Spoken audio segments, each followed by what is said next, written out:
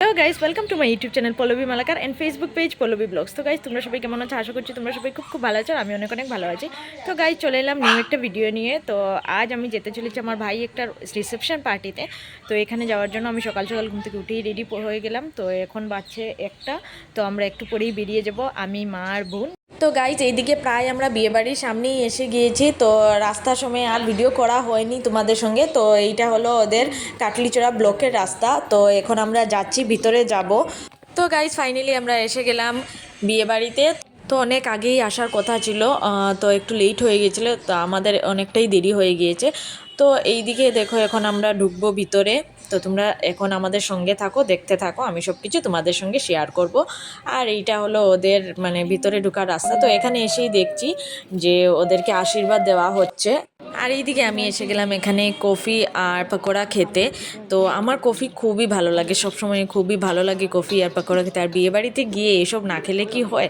তো আমি এসে গেলাম, ভাবলাম একটু কফি খেয়ে নিই ঠান্ডা ঠান্ডার মধ্যে। আর এখন আমি তোমাদের সঙ্গে শেয়ার করছি যে বিয়েবাড়ির পুরো ডেকোরেশনের লুকটা। তো ভিউটা দেখো, খুবই সুন্দর করে সাজানো হয়েছে চারিদিকটা। তো এইদিকে অনেক মানুষজন বসে রয়েছে, আর আমরাও এইদিকে বসে পড়েছি। তো আমি তো বসে বসে আমার কফি আর পকোড়া নিয়েই বসে পড়লাম খেতে। আর এইদিকে দেখো, আমাদের আরেকটা ভাই, ও সবাইকে মানে দেখছে কি কি করছে কে, ওইগুলো। আর এইদিকে তো বর আর বউ যে কি খুশি, কি বলবো, আর একটা খুশি হওয়ারই কথা। গাইজ, একটু পরে আমিও যাব আমাদের নতুন বৌদির সঙ্গে দেখা করতে। তো এইদিকে আমি এসে পড়লাম আমাদের নতুন বৌদির সঙ্গে দেখা করতে। আর বৌদি খুবই, সত্যি খুবই সুইট, খুবই মিষ্টি। আর আজ তো দেখতে দারুণই লাগছে, খুব ভালো লাগছে আজ দেখতে।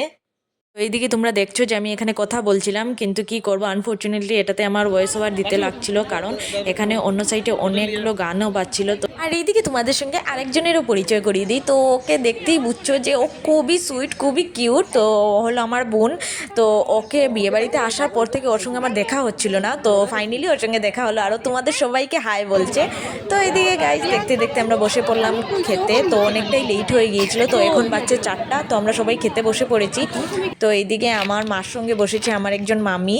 তো আমরা সবাই এখানে বসে পড়লাম খেতে। তো গাইজ, এইদিকে এখন ভাত এসে গেল প্লেটে। আর ঠান্ডার দিনে গরম গরম ভাত কি বলবো। আর এইদিকে কুরকুরি আলু ভাজা, আর এইদিকে ডাল, মানে সবটা মিলিয়ে দারুণ হয়েছে। আর ঠিকই ডালটার কালার দেখি খুবই লাগছে, খুবই টেস্টি হবে।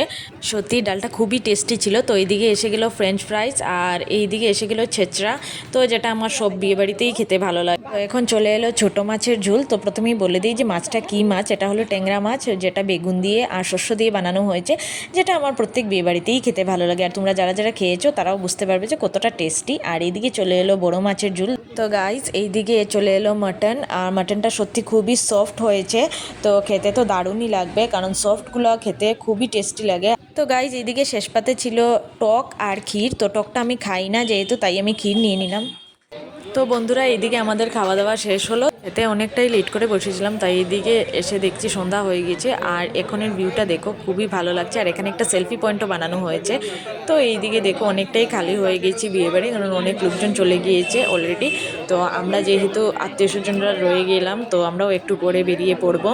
আর এইদিকে খাওয়ার পর আমার গাইজ খুবই টায়ার্ড লাগছে, ফিল হচ্ছে আমি যে এখন শুয়ে থাকবো, মানে একটু ঘুমাবো, শুবো, এইগুলো লাগছে আমার।